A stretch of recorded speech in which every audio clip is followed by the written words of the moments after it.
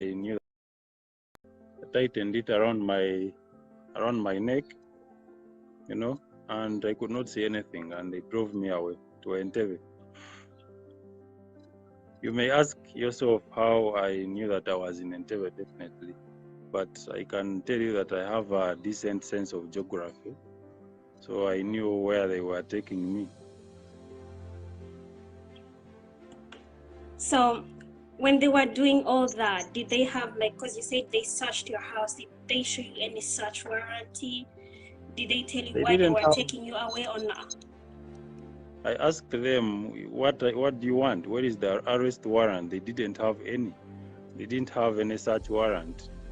You know, all the arrest was illegal. It was done in a commando way, like as if they were arresting a pig to take for slaughter. So what time was this again? It was about, I think, 3:34, around there. Broad daylight. Yes. So, wherever they took you, what happened? So when they took me, we reached. Of course, I was not seeing anything, but the environment was like a barracks. So I could feel it, the Kiswahili, the rampas and bruha of the soldiers playing around. You know, I could even hear in the distant interior some, like a chopper a chopper was landing or it was flying out, you know. So it was really a barracks, and yeah, that is how I knew that I was there. And so I was taken into a room with very loud music. Yeah, I found they took me in a room with very loud music. I didn't know about it. I thought that the music was going to be switched off or what, until they started beating me up, beating with bludgeons and batons, hitting my ankles. You know, hitting severely. I didn't even count the number of times they hit me, but it was very severe to the extent that I couldn't feel my legs anymore. So afterwards, they asked me, "Do you know how to dance?" You know, speaking in Swahili. I told them, yes, I know how to dance. So they asked me, "Can you please dance?" Yes. So I danced. I thought that they would stop me at 5 minutes, but can you imagine the dancing took the whole night? You know. So they made you dance too? Of course, that is what I'm explaining. Wait, I'm sorry, this is not funny, but the thought of them forcing you to dance is just really funny. I'm not laughing at you. Kakwenza. I think I later realized the reason why they ask people there, the victims there, to dance is the place is very cold. So the mere sitting down, you start shivering. Yeah. So they had better keep you active.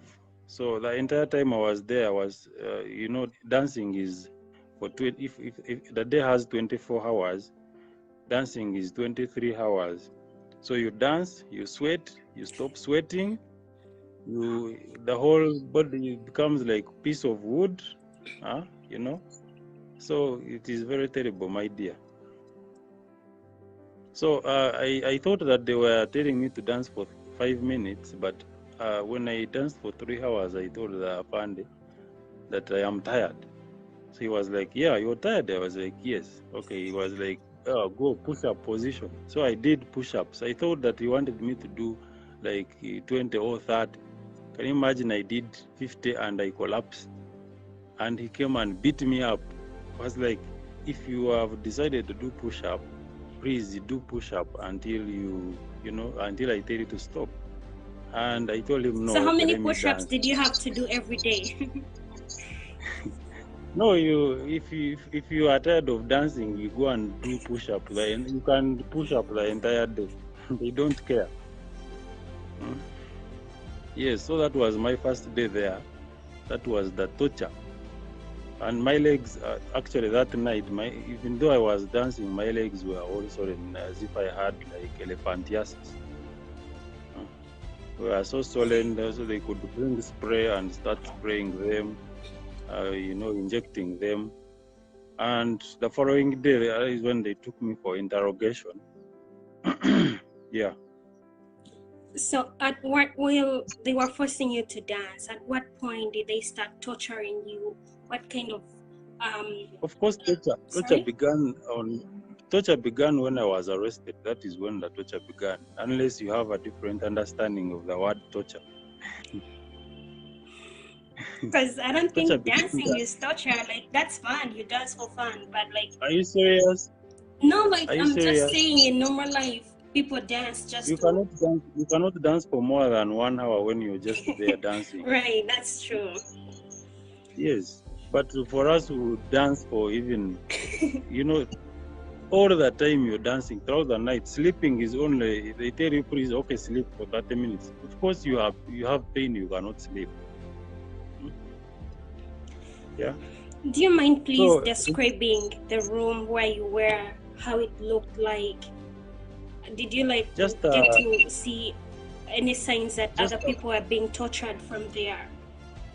So at first I thought I was alone, but when I was on the third day, that is when I realized that we were many, and indeed I was the seventh in that room. Though I don't know about, I don't know whether, I don't know about other rooms. Definitely, there are very many rooms, but I was the seventh. It was a room of about 10 to 10 feet. Very clean tiles and walls and what. So sometimes I could be stubborn and I look around and I see whatever was, like I could sit down and I could see the tiles, I could see the walls. Yeah. Did you get to see those other 7, or you were not allowed even to see them? You just see the legs because you cannot move up like when you're eating, you just try and be stubborn and you try to look around. Could only allow you to pull off the blindfold only when we are eating. So you only take it off when you're just like having food.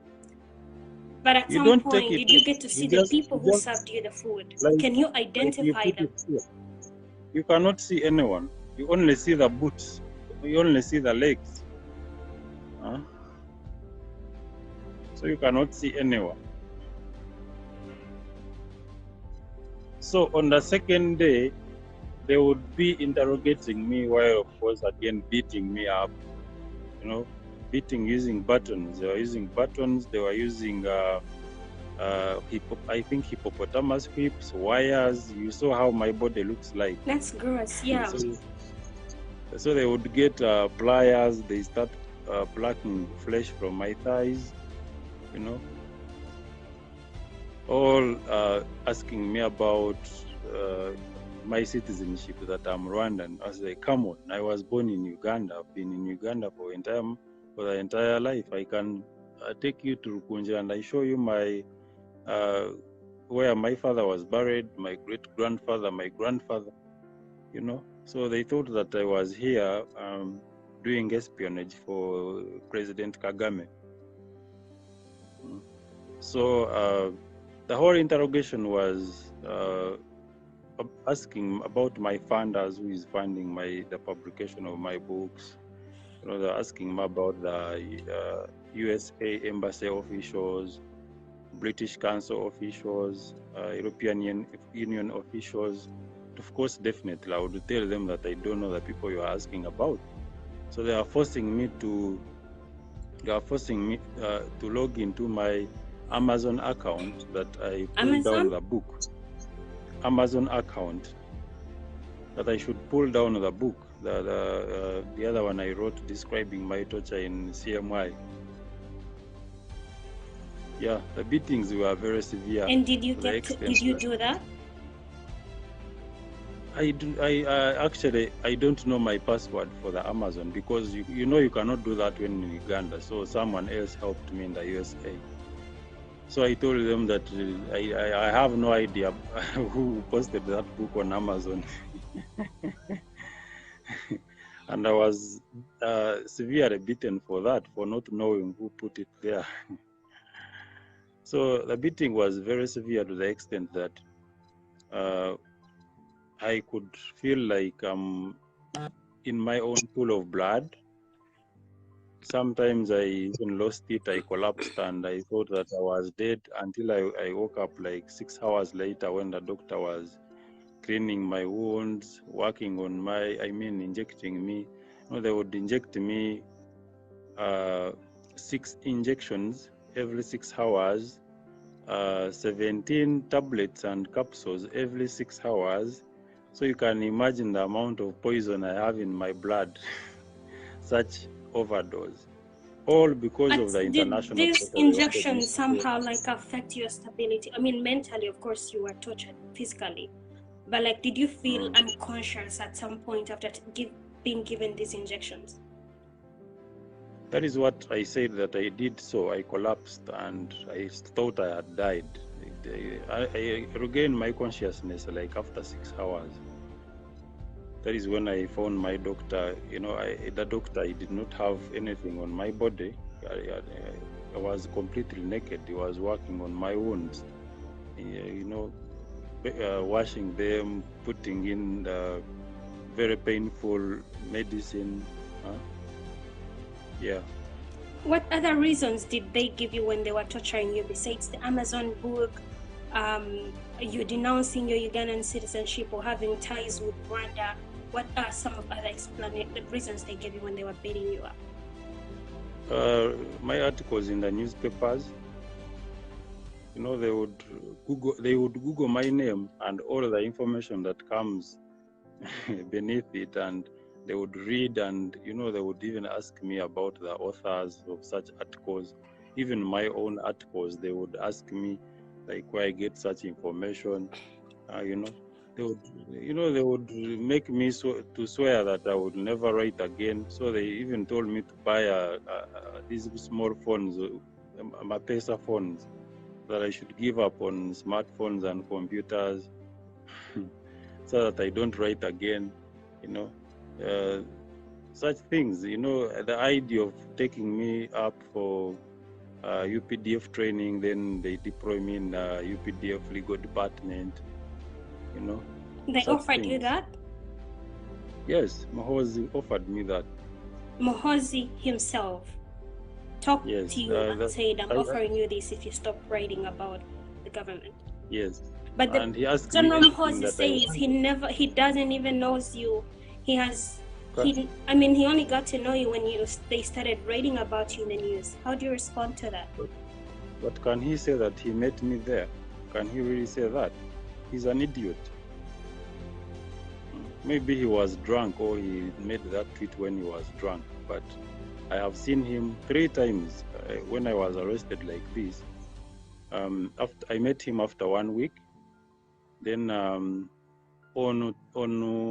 was it on 9th? I met him on 9th January. It was a Sunday. Then when I was kidnapped from the prison, when I was given bail, and these guys kidnapped me again. They did not mistreat me. They took me like a VIP and they took me to him. And he told me that, he begged me, he told me, please Kakwenza, don't write another book. Don't write another book. Stop writing. You can tell me anything you want. I refused. I told him, let me first heal, we shall talk. I told him, let me first go to the hospital. But Mike never got out such offers. What other offers did he give you? He told me that he can give my wife. Okay, he said my wives. I don't know where he got that idea. Wait, what did he give your wife? Huh?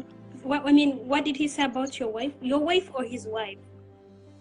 He said, I can give your wives